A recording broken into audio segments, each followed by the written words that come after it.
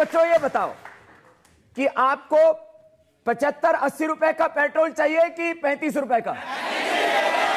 तो आपको जो 35 रुपए का पेट्रोल दिलाएगा उसको वोट दोगे या 75-80 दिलाने वाले को?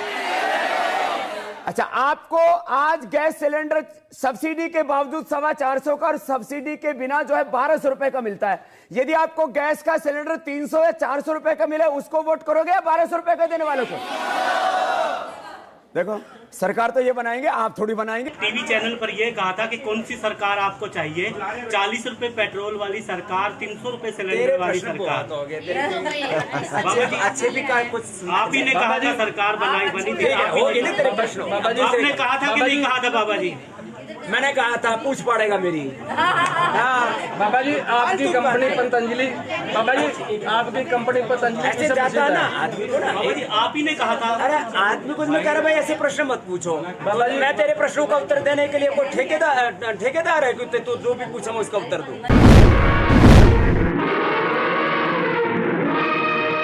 नमस्कार, मैं हूं प्रज्ञा मिश्रा और आप देख रहे हैं प्रज्ञा का पन्ना। बाबा पेट्रोल 40 रुपए में दिला रहे थे और गैस सिलेंडर 300 रुपए का दिला रहे थे। लोगों को लगा कि रास्ते का माल सस्ते में मिल जाएगा। बाबा जिधर बटन दबाने को कह रहे हैं उधर ही बटन दबाओ। बाबा बिलो द रेट में पेट्रोल और गैस के रेट करवा देंगे। इसके लिए कोई बाबा जी के पास गिड़गिड़ाने के लिए नहीं गया था। बाबा जी ने खुद वचन दिया था, साथ ही एक शर्त भी रखी थी कि वोट दोगे तभी पेट्रोल और गैस के दाम 40 और 300 हो पाएंगे।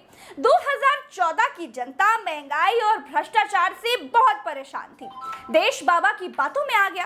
अब देश पेट्रोल 40 की जगह 100 में और गैस 300 की जगह 1000 में खरीद रहा है। अब जब पत्रकार लोग बाबा से सवाल करते हैं तो बाबा रामदेव कहते हैं कि हाँ मैंने कहा था, तो क्या मेरी पूछ उखाड़ेगा?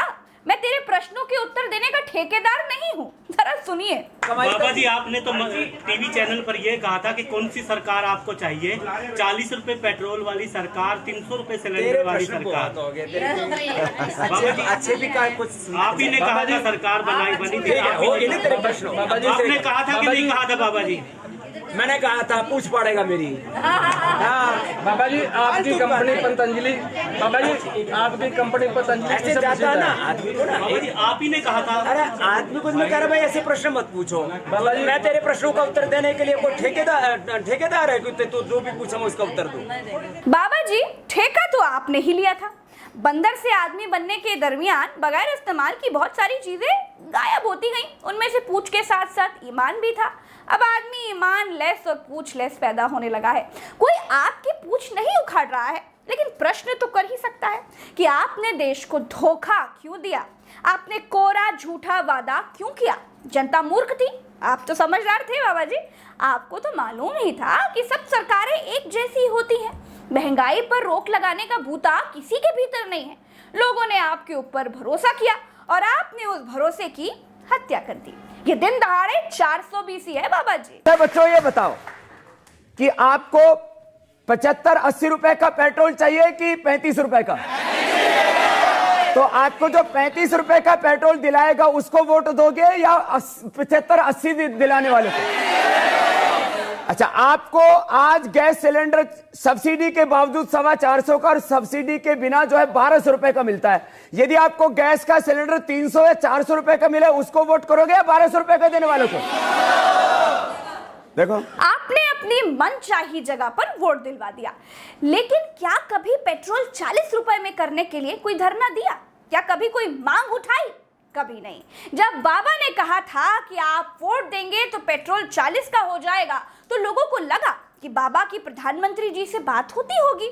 बाद में पता चला कि बाबा ने तो ये सब कुछ बड़बोलेपन में कह दिया। आदमी को मैं कह रहा भाई ऐसे प्रश्न मत पूछो। बाबा जी मैं तेरे प्रश्नों का उत्तर देने के लिए कोई ठेकेदार है कि तू जो भी पूछा मैं उसका उत्तर दूं। बाबा जी आपकी दुकान अच्छी चल रही थी, तब आपको झूठ बोलते हुए लज्जा नहीं आई थी, लेकिन अब आनी चाहिए। इसीलिए आप प्रश्न का उत्तर देने के लिए बाध्य नहीं है, लेकिन आपको ये कहना चाहिए कि मुझे माफ करना, मैंने उस देश के साथ झूठ बोला था जो मुझ पर आंख मूंद कर भरोसा करता था। उस देश के साथ झूठ बोला था जो देश आपके सलवार कांड में भी आपके साथ खड़ा था। आपने देश के उन लोगों के साथ धोखा किया जो आपके मंजन को भी दुखभंजन समझते हैं। बाबा ने 40 रुपए में पेट्रोल दिलाने की बात कही थी, लेकिन ना तो कभी पेट्रोल 40 रुपए में करने के लिए सरकार को कोई चिट्ठी लिखी, ना तो कोई ज्ञापन सौंपा। इसका सीधा साधा मतलब था कि एक पार्टी को फायदा करवाना था, इसीलिए देश के साथ झूठ बोला गया। अरे भाई मैंने दी थी और अब नहीं देता, कर ले क्या करेगा? चुप हो जा, अब आगे से पूछेगा तो ठीक नहीं। बाबा जी कहते हैं हाँ मैंने 40 रुपए में पेट्रोल करवाने की बात कही, आगे पूछेगा तो ठीक बात नहीं होगी। पूछना और सवाल करना किसी को भी ठीक नहीं लगता, इसमें कोई नई बात नहीं है, बाबा जी को भी नहीं लगता।